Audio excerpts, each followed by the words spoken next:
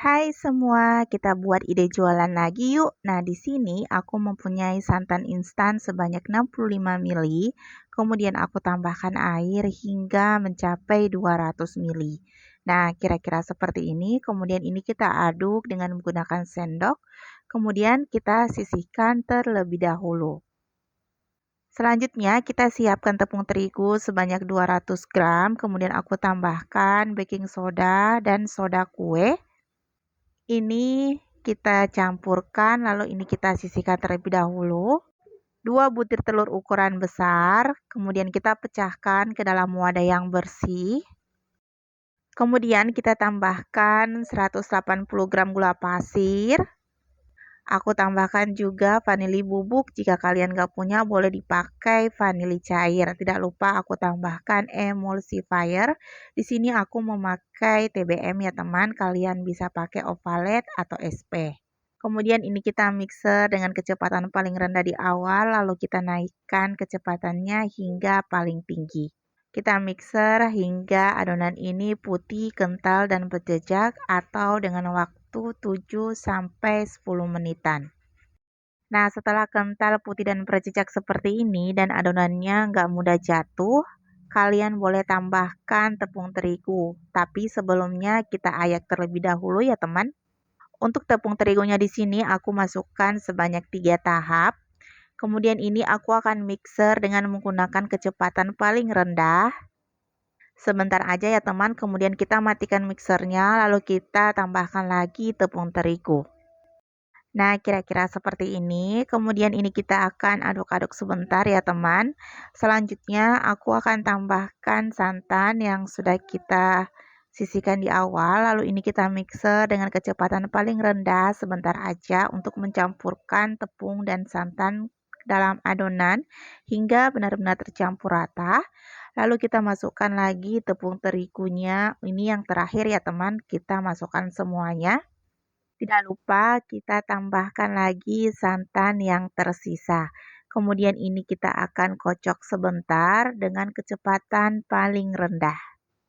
Nah, kalian bisa mengaduknya juga dengan menggunakan spatula. Karena aku ingin lebih cepat, jadi aku menggunakan mixer ya. Ini kita aduk atau kita mixer sebentar aja untuk mencampurkan tepung dan santannya. Di sini aku menggunakan spatula untuk merapikan pinggir-pinggirannya ya teman. Kemudian kita mixer sebentar aja. Nah, di sini udah selesai ya, udah tercampur dengan baik, kemudian kita matikan mixernya. Nah, di sini aku menggunakan spatula untuk memastikan gak ada endapan tepung di bawah adonan. Nah, ini semuanya udah tercampur rata ya teman, dan tekstur adonannya kira-kira seperti ini. Kemudian kita tambahkan 100 ml minyak sayur. Ini kita masukkan semuanya, lalu kita aduk kembali adonan dengan menggunakan spatula, pelan-pelan aja dengan teknik aduk balik. Di sini kelihatan aku cepat ya ngaduknya, karena videonya ini aku percepat. Nah, kira-kira seperti ini ya teksturnya. Ini udah nggak ada lagi minyak yang terendap di bawah adonan.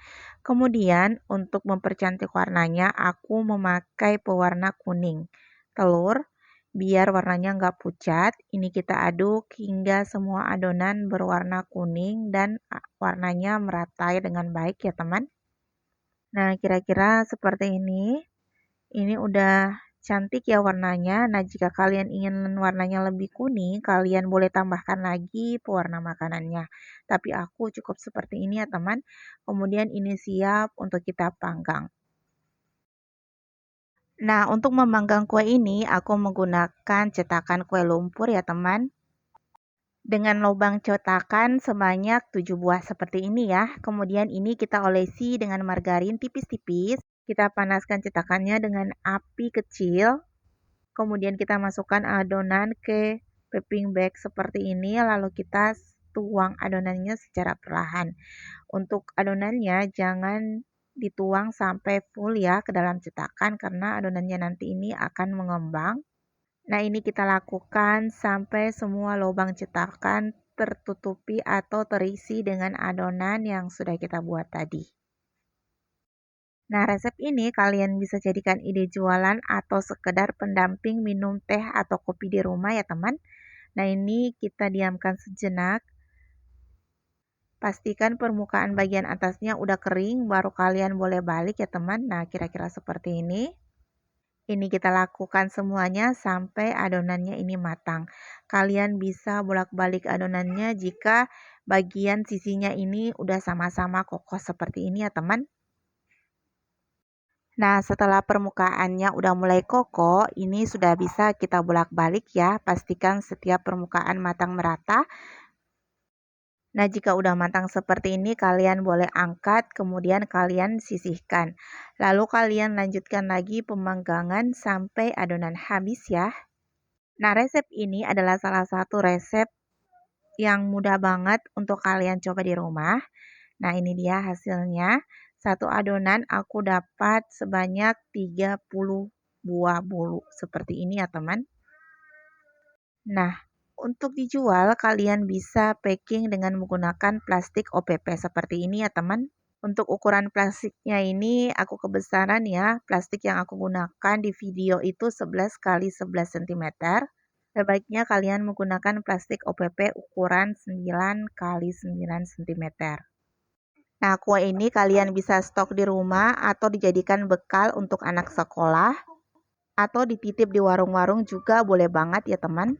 Bolu mini ini tahan selama 3 hari di suhu ruang. Jadi recommended banget untuk kalian jadikan ide jualan di rumah. Dijadikan isian snack box juga recommended ya. Nah, ini hasil yang sudah kita bungkus banyak banget ya.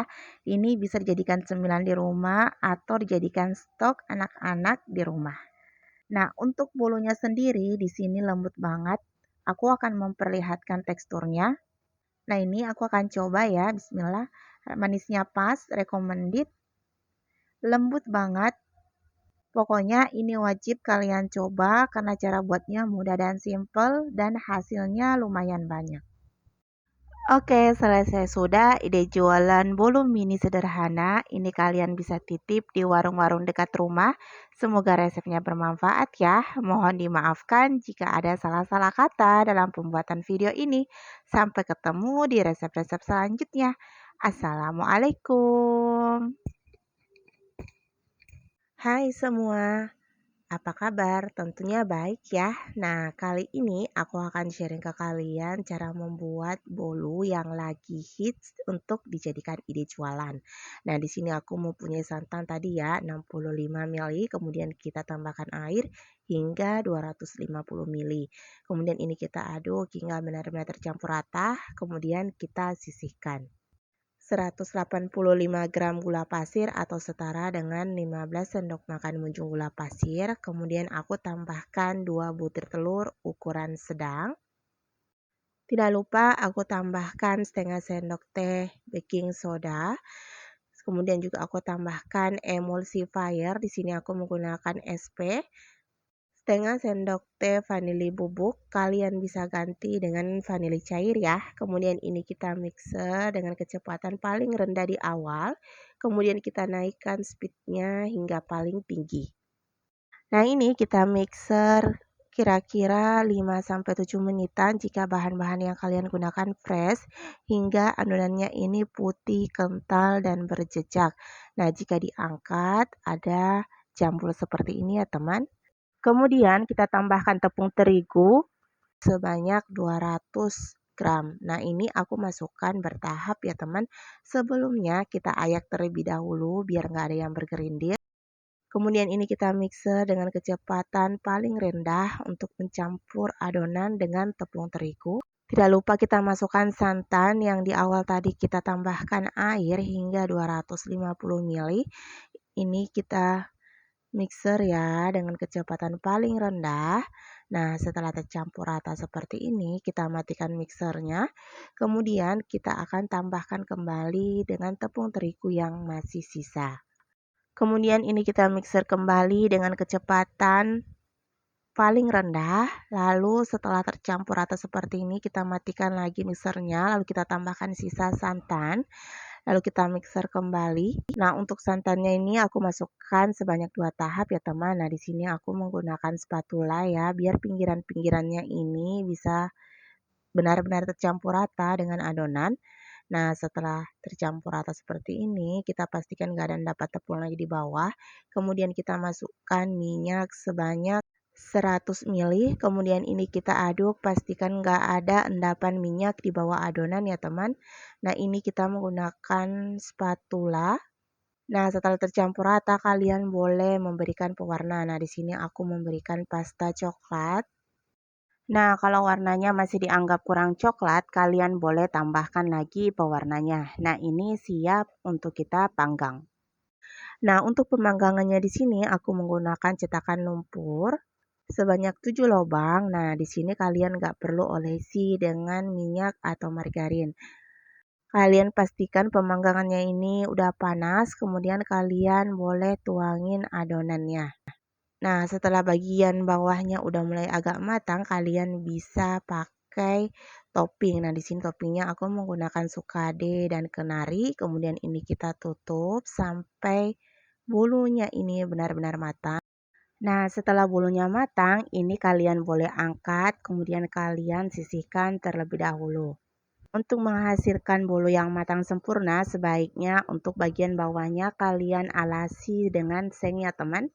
Nah, jika kalian tidak mempunyai seng untuk mengalas bagian bawahnya, kalian bisa menggunakan api yang sangat kecil untuk memanggang bolu ini ya teman. Nah, kalian lakukan sampai semua bolu habis terpanggang. Kemudian kalian bisa diamkan dulu hingga dingin, lalu kita masukkan ke dalam plastik OPP ukuran 11 kali 11 cm.